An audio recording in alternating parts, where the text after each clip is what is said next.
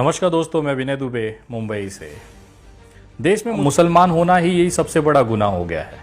आजकल देश में ये हालात हैं कि अगर आपके नाम के आगे खान और अंसारी जुड़ा हुआ है तो आपको क्रिमिनल मानकर बिना कोई सबूत, बिना गवाह के आपको सजा दे दी जाएगी। ये बातें मैं क्यों कह रहा हूँ, ये मुझे झारखंड रांची आने के बाद समझ में आई। अंकिता सिंह हत्याकांड में जिस तरह से शाहरुख को एक तरफा आरोपी बना दिया गया, कोर्ट के अंदर कोई वकील उसका केस लेने को तैयार नहीं, यहाँ तक कि बाहर सोशल मीडिया पर जिस तरह से शाहरुख के लिए अगर किसी मुस्लिम ने अपने पोस्ट पे कुछ लिख दिया हो तो यहाँ पर उसके ऊपर केस दर्ज हो गया, एफआईआर दर्ज हो गई। आज दोपहर से लगातार मुझे एफआईआर की कॉपीज आ रही हैं जिसमें यह बताया गया है कि सर, हमने सोशल मीडिया पर शाहरुख और अंकिता के मामले में कुछ बात लिखी। वो कॉपीज मैंने, वो स्क्रीनशॉट जब मैंने पढ़े तो उसमें ऐसी कोई भी चीज़ नहीं थी जिसको विवादित माना जाए, लेकिन सिर्फ नाम मुसलमान होने के नाते अलग अलग जगहों पर एफआईआर दर्ज हो गई। कितने तो मुस्लिम लड़के ऐसे हैं जिन्हें आप जानते तक नहीं हैं, जिसकी चर्चा कहीं नहीं है, वो जेलों में सड़ रहे हैं, वो भी आज से हफ्ते 10 दिन तक। क्यों? क्योंकि उनके नाम के आगे एक मुसलमान जुड़ा हुआ है। कहानियां तो इतनी भयानक है कि जिस मामले में अभी तक कोर्ट में सुनवाई नहीं हुई है उसको भी पुलिस ने हकीकत मानकर एफआईआर दर्ज कर दी है। आपके स्क्रीन पे जो ये एफआईआर की कॉपी दिख रही है, ये जामताड़ा जिले की पुलिस की एफआईआर कॉपी है। इस पे पुलिस ने ये आरोप लगाया है कि ये लोगों ने अंकिता और शाहरुख का फोटो वायरल किया है, जिस फोटो की फॉरेंसिक जांच अभी तक नहीं हुई है, जिस फोटो की सत्यता की अभी तक कोई पुष्टि नहीं हुई है किसी भी विभाग की तरफ से। उस फोटो को इन्होंने गलत मान लिया, क्रॉप्टेड मान लिया, एडिटेड मान लिया, और उस आधार पर इन लड़कों के ऊपर, जो कि सारे मुसलमान हैं, इनके ऊपर एफआईआर दर्ज करके उनको गिरफ्तार कर लिया। मैं ये पूछना चाहता हूं कि अगर ये फोटो सही पाए गए तो इस एफआईआर का क्या होगा?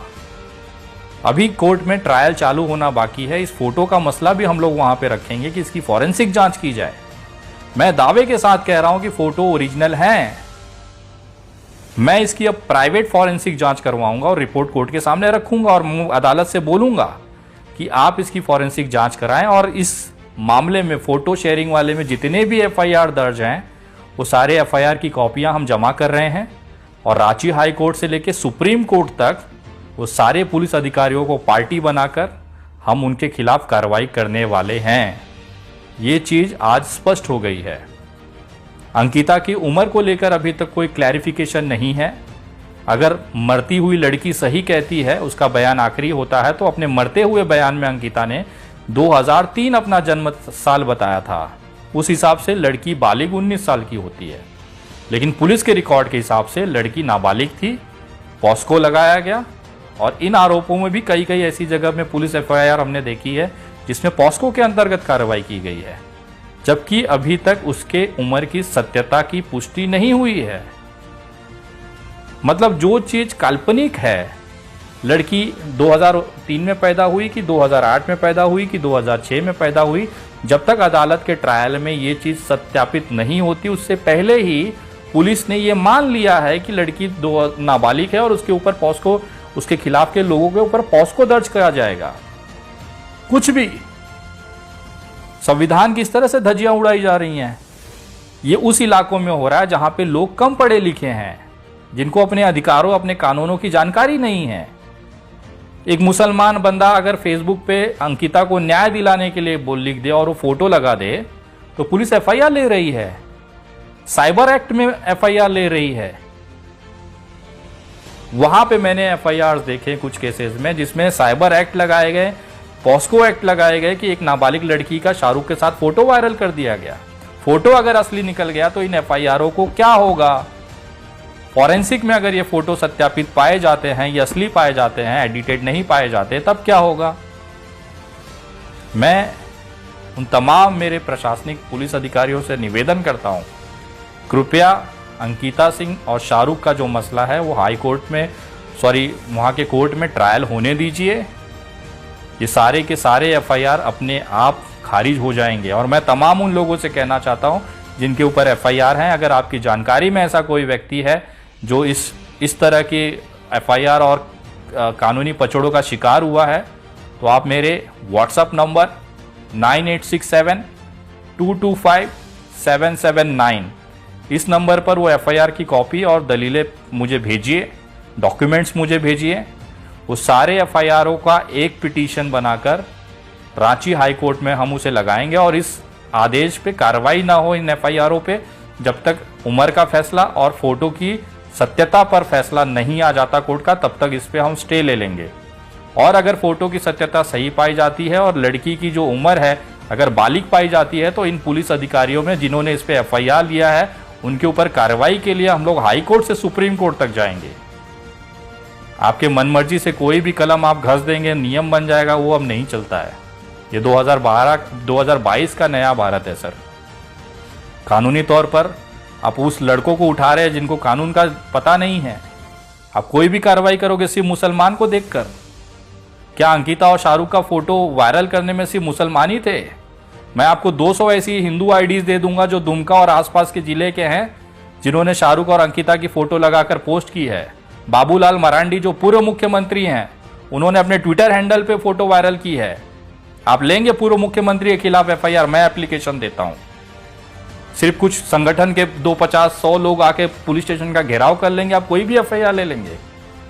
अगर यही मानक है झारखंड में एफआईआर लेने का, तो मैं 1000 लोग लेके पुलिस स्टेशन आता हूं और लिखाता हूं नरेंद्र मोदी के खिलाफ एफआईआर। आप लेंगे? यशोदा बहन को उन्होंने 40 साल से छोड़ रखा है, एक महिला के ऊपर अत्याचार किया है। मैं दावा करता हूं कि यशोदा बहन से दहेज के लिए नरेंद्र मोदी ने उनको छोड़ के रखा है। आप करेंगे विश्वास? यशोदा बहन ने उनको दहेज नहीं दिया था, इस वजह से नरेंद्र मोदी को उन्होंने छोड़ दिया था। आप करेंगे विश्वास? लेंगे एफआईआर? मैं 1000-2000 लोग लेके आता हूं पुलिस स्टेशन। अगर भीड़ लाके दबाव बना के एफआईआर करना है तो मैं आपसे बेहतर जानता हूं सर। दूसरी चीज, दबाव के आगे कानून नहीं तोड़े जाएंगे। और अगर आपको जेल ही भरना है, आपको मुसलमानों से इतना ही प्यार है, उन्हें जेल में डालना है, तो आप पुलिस स्टेशन का आप जगह बताइए, आपकी जेलें कम पड़ जाएंगी। उतने लोग मैं भर दूंगा उसमें, खुद भी जाकर। कानून की इस तरह से धज्जियां नहीं उड़ने देंगे।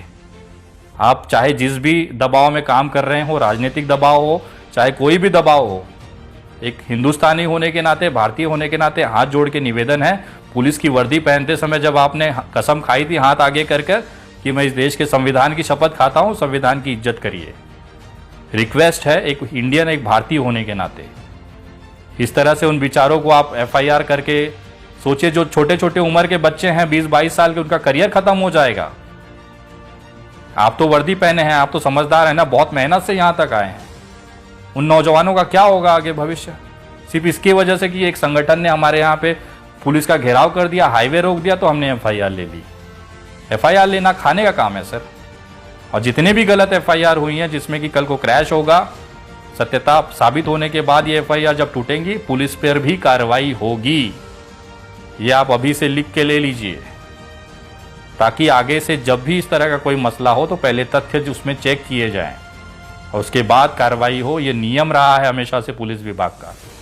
लेकिन जिस तरह से यहाँ पर झारखंड के अंदर जिस तरह से एक लापरवाही चल रही है, वो नहीं चलेगा सर। मुसलमान देश का उतना ही नागरिक है जितना आप वर्दी पहन कर हैं, जितना मैं हाथ में रुद्राक्ष पहन कर हूं। उसमें अगर आप भेदभाव करेंगे तो ये बर्दाश्त बाहर है सर। तमाम मेरे पुलिस अधिकारी भाइयों से, आप लोगों ने हमेशा देश के संविधान के लिए लगे, हम आपके लिए लड़ते रहे हैं हमेशा से।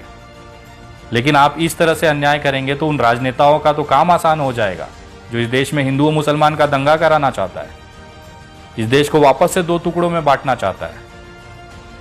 आपको राजनीति करनी है, खुल के आइए, वर्दी बगल रख दीजिए और राजनीति करिए, कोई नहीं रोकेगा। लेकिन वर्दी के अंदर आपके संविधान और आपने जो वचन लिया था वर्दी पहनते समय, कम से कम उसकी कीमत पर ध्यान रखिए, उसको सम्मान दीजिए। बहुत जल्द हाई कोर्ट और सुप्रीम कोर्ट में मुलाकात होगा। जय हिंद, जय महाराष्ट्र।